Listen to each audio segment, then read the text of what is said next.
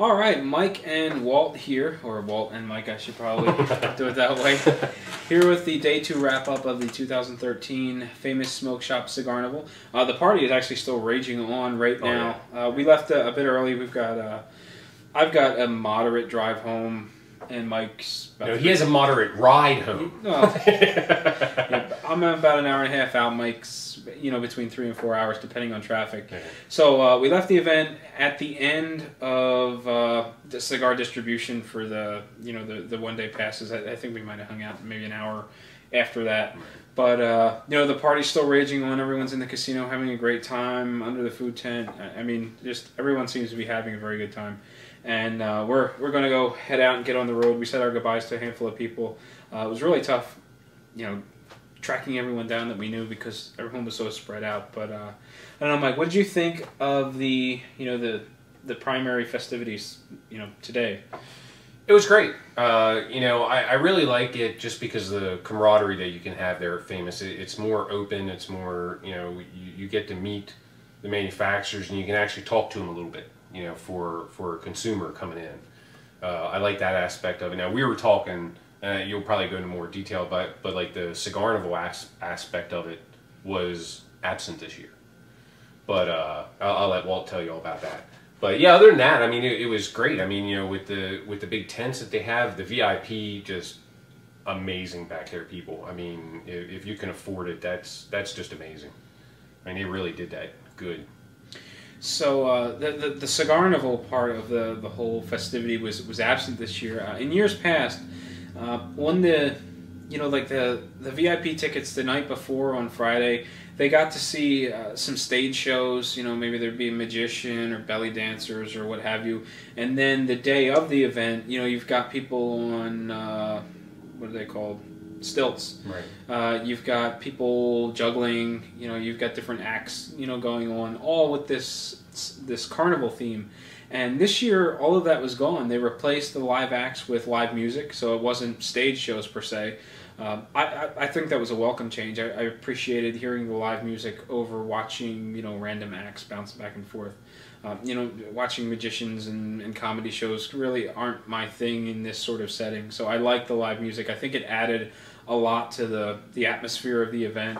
Right. I didn't miss giving the people on stilts a wide berth and things like that. So I was kind of glad to see it go away. It had more of a festival feel, and overall I like the change. I think we talked to a couple of people from Famous, and they said that the idea was to get rid of some of that fluff and focus more on making the event better. And I think they did a very good job of that. Yeah, they did, and. I'm not upset that any of that was going this year either. I think it was a welcome change with the live bands.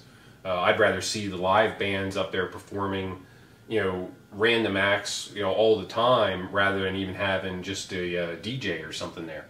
Now I think I think with the DJ a lot of the time it was because of the ads they were playing and things, because they're selling product. That's their main goal, is to sell product. So. Yeah, it was nicer this year.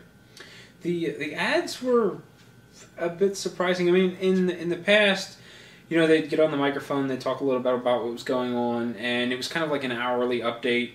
This is what's going on. Don't lose your tickets. Don't lose your bags. We can't replace them. This, that, and the other. And then they would talk about special promotions and things like that. This year, they did a lot of adverts in between the music sets with the live band. So the band might have played 2 or 3 songs and then they broke for a commercial, and then they played 2 or 3 more songs and then they broke for a commercial. And they had the commercials in this big projector in the back, and it was loud. And I understand that they're selling things and they need to drive sales, but that was a minor tick for me. I didn't I felt like I was being oversold. Again, I understand why they're doing it, but I liked it better in years past when it was just those those periodical updates rather than these commercials on a regular routine. Yeah, I mean, honestly, it didn't really bother me much. I mean, it was just there. I mean, would I like to see it with no advertisements? Well, sure. I hate advertisements, but But yeah, I mean, it didn't, like Walt said, I mean, if anything, it might have been just like a minor little thing to me, but it didn't even register. You know, my thing was the real loud, super loud DJ the first day we were there. And, the cigarette ashtrays. Forgot to say something to Hayward about that, too, even though he was on vacation. But, yeah, I hate that.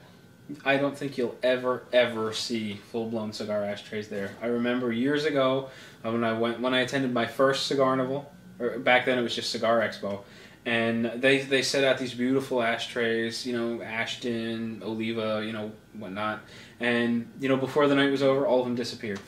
Yeah. And you know, you're looking around like, where'd all the ashtrays go? You know, and people are using plastic cups as ashtrays because people pick them up and take them. It's like, you know, it's like the centerpiece at a wedding. You know, when it was the end of the event, or not even the end of the event. Oh, I like this thing. I'm gonna take it.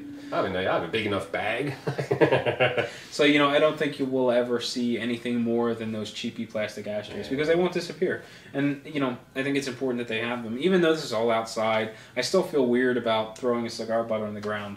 Yeah, I mean, with all those people there, just throwing them on even the stone area there, I mean, that would be just a mess and a half. I mean, they'd almost have to come in and turn everything over, you know, with a machine to get all the cigars mixed in or something. I mean, that would be crazy. But yeah, I would rather see, I mean, I'd even rather see just like aluminum pails sitting on the table that you can throw your cigar in rather than, you know, a cigarette ashtray. But that's just me. Again, it's a quirk. So yeah, I mean, the only complaints we have are very, very minor. Yeah. So you know, I think that says a lot for the event. We were actually talking to a lot of people this year. A lot of people introduced themselves. They said they had been going to Cigar Fest for years, and they made the switch over to Cigarnival because Cigar Fest went to a 2-day format. You know, they're bringing in thousands and thousands of people. I think they're like 3,000 people a day, and you know, they're doing this twice over the weekend. It was too crowded, too smoky, and just overfilled. So I talked to a number of people that had made the switch, and you know, they're really happy with the event. You know, nothing against Cigar Fest. I've gone for several years, and I like it. I enjoy it. But when people ask me what event should I go to in Pennsylvania, my answer is always the same thing. You know, go to Famous. I think you get more for your money. I mean, you know, the tickets aren't exactly cheap, but you get lots of food and lots of drinks are available. You know, if you come to this event and you don't have a good time and you leave hungry, it's really no one's fault but your own. Right. So I think that this event is really well put together, and it's one of the big local events that I really look forward to every year. Yeah, you know, Cigar Fest is more of the tailgating aspect. You know, it's like you just go in, grab your cigars, get out, and then you just like tailgate in the parking lot. You know, like with campers and things like that. I mean, tons of people. You know, I mean, we would meet them when we went up there.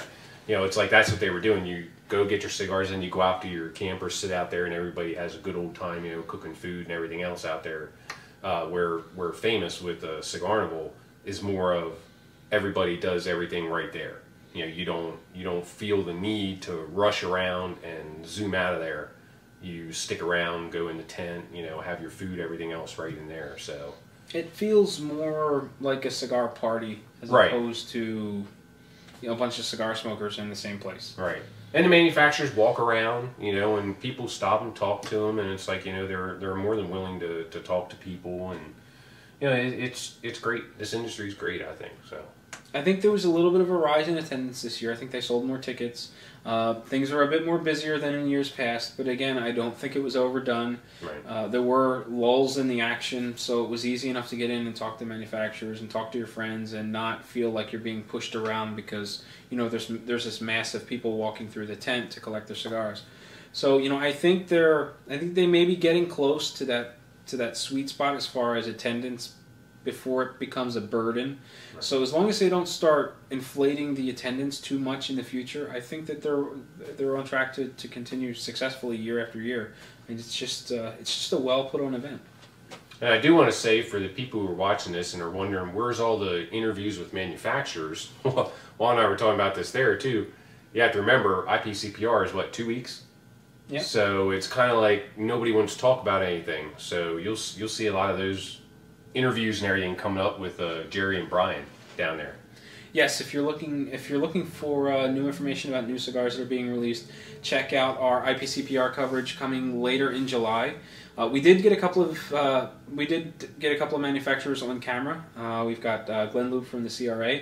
I talked to Eddie Ortega for a short while. Actually, we talked for a long time. We only recorded a short bit of it, and so the video interview portion was kind of short this year because of how close IPCPR is. Right. But Eddie talked quite a bit about some new stuff that he's got coming out for the IPCPR convention in 2 weeks. So check that out for a little bit of a sneak peek. It's been all over the web, so you're not really gonna. This isn't a breaking news exclusive kind of a thing. But Eddie talks a little bit about his mini cigars as well as the relaunch of Cubao. Yeah, it'll be cool. So yeah, definitely stay tuned for all that coverage coming up. So unless you, that's all I got. I mean, it was great. It's a great time. So hopefully you can come out and join us and see it. I mean, holler at us if you see us, if you know who we are. I mean, we're walking around so much and doing so many different things. A lot of times we don't have time to search people out. So just give a shout. We'll answer you. All right. If you don't have anything else to add, I think we're done here. I think we can start getting packed up and head home. Start that long passenger car seat ride home. Yeah.